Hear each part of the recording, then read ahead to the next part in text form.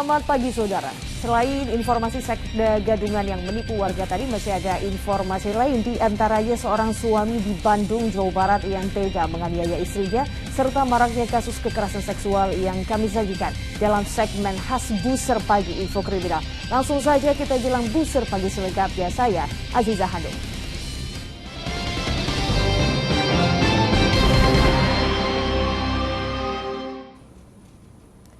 Saudara, seorang perempuan berpakaian aparatur sipil negara ditangkap warga lantaran diduga melakukan penipuan. Tersangka selama ini mengaku sebagai sekretaris daerah dan meminta sejumlah uang kepada warga untuk dijadikan pegawai honorer di Pemkab Tapanuli Tengah, Sumatera Utara. Kegeraman warga memuncak sesaat setelah menangkap Rosma Huta Barat dan mengikatnya di tiang listrik. Warga Sibolga itu ditangkap di Jalan Damai Gang Kalewang, Sibolga. Rosma diduga telah menipu warga untuk dijadikan pegawai honorer di Pemkab Tapanuli Tengah, Sumatera Utara. Selama ini Rosma mengaku sebagai sekretaris daerah dan meminta uang panjar 2 juta rupiah kepada orang tua korban yang berniat memasukkan anaknya untuk menjadi pegawai honorer.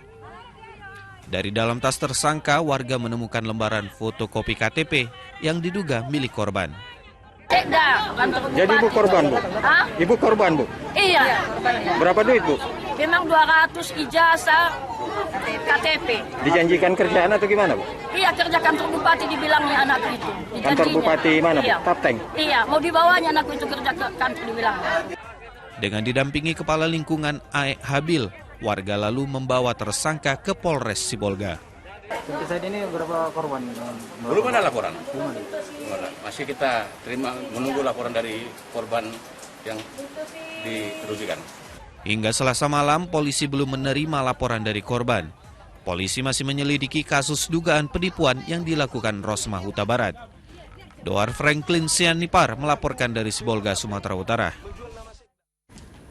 Saudara, kita ke informasi selanjutnya. Belakangan kasus pencabulan terhadap bocah cukup marak terjadi. Di Beji, Depok, polisi menetapkan seorang guru ngaji sebagai tersangka terkait dugaan pencabulan 10 muridnya. Di Palembang, seorang pria kepergok mencabuli anak tetangga dekatnya sendiri. Rata-rata modusnya dengan iming-iming uang dan juga makanan.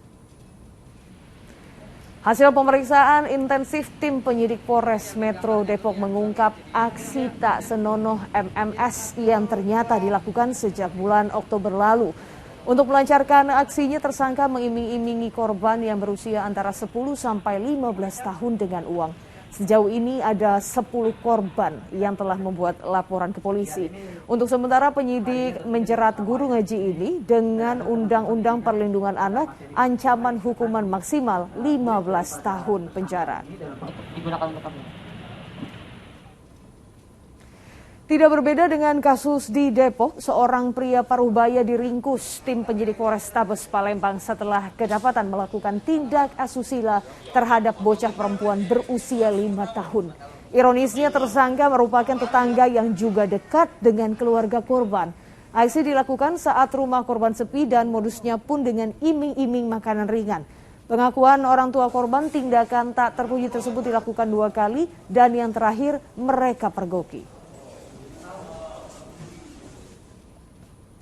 Saudara, kekerasan seksual nyatanya tidak hanya menyasar kaum perempuan saja. Kaum pria, khususnya yang masih di bawah umur, juga kerap menjadi korban para predator seks. Lalu, mengapa kasus kejahatan seksual sesama jenis ini semakin marak dan bagaimana cara menghindarinya? Saudara, berikut segmen khas Buser Pagi Info Kriminal.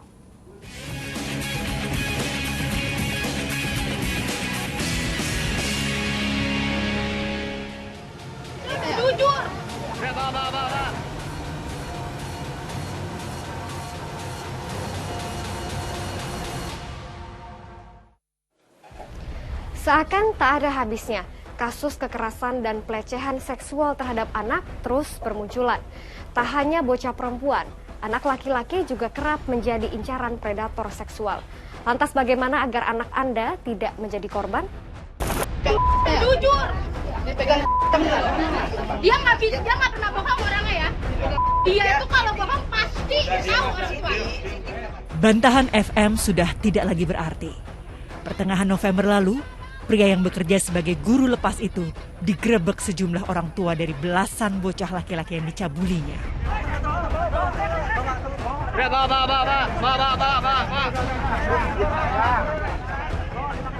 Warga sekitar Jalan Camat Gabun, Lenteng Agung, Jakarta Selatan yang mengetahui perbuatan FM pun geram. Tak ayal, pria 29 tahun itu dihakimi massa sebelum diserahkan ke polisi. Udahlah. Kenapa dibawa pakai itu? Bapak kenapa?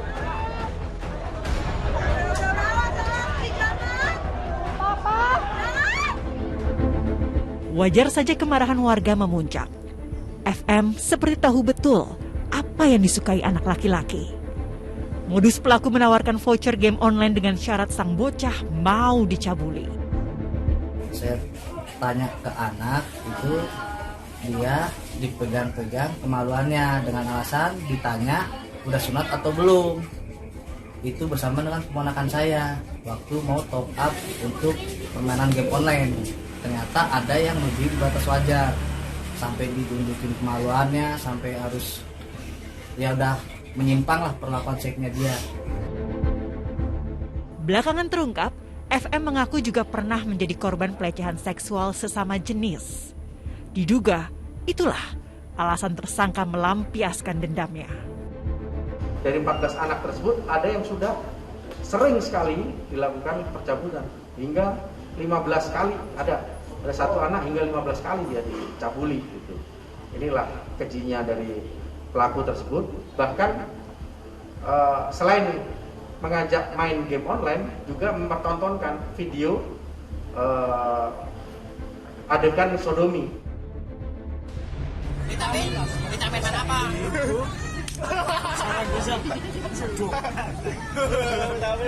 Berarti spermane mbok kowe ombe, kamu minum. Pengakuan FWR semakin membuat warga kesal bukan kepalang. Pria 33 tahun ini kedapatan mencabuli 2 bocah laki-laki di sebuah gubuk di tengah hutan jati, Desa Pretek, Kecamatan Pecalungan, Batam.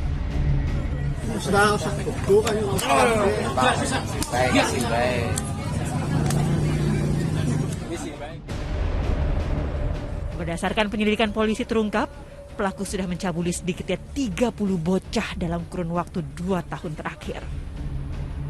Untuk memuluskan aksinya, pelaku mengiming-imingi korban yang rata-rata masih berusia 12 tahun dengan uang Rp35.000.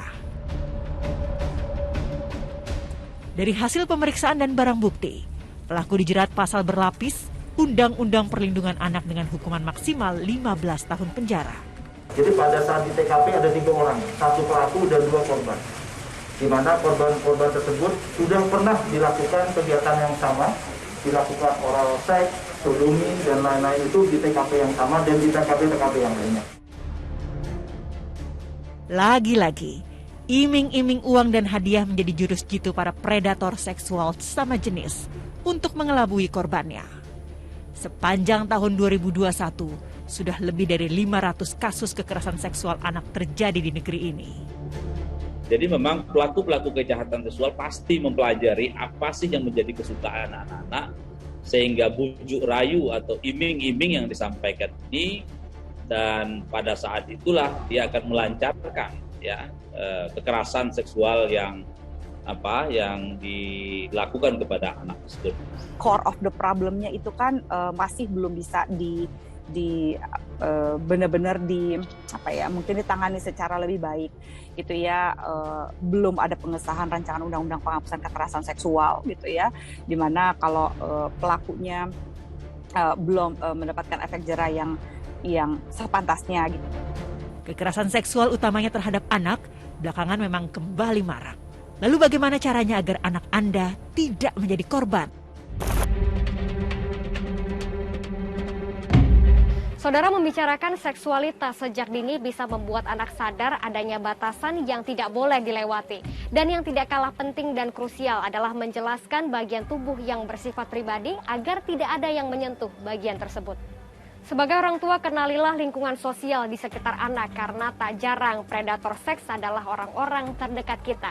Dan yang terakhir, ajarkan buah hati untuk menolak dan berkata tidak jika terasa sesuatu yang salah terjadi.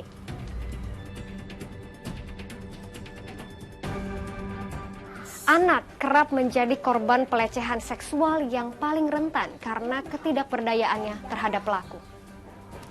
Untuk itulah orang tua harus menjadi benteng pelindung yang paling utama agar buah hati, baik itu laki-laki maupun perempuan, tidak menjadi korban. Demikian info kriminal kali ini, saya Janet Lee dan juru kamera Marcelinus Agung melaporkan dari Jakarta. Saudara, sejumlah informasi kriminal dari berbagai daerah telah kami rangkum dalam Buser Endam.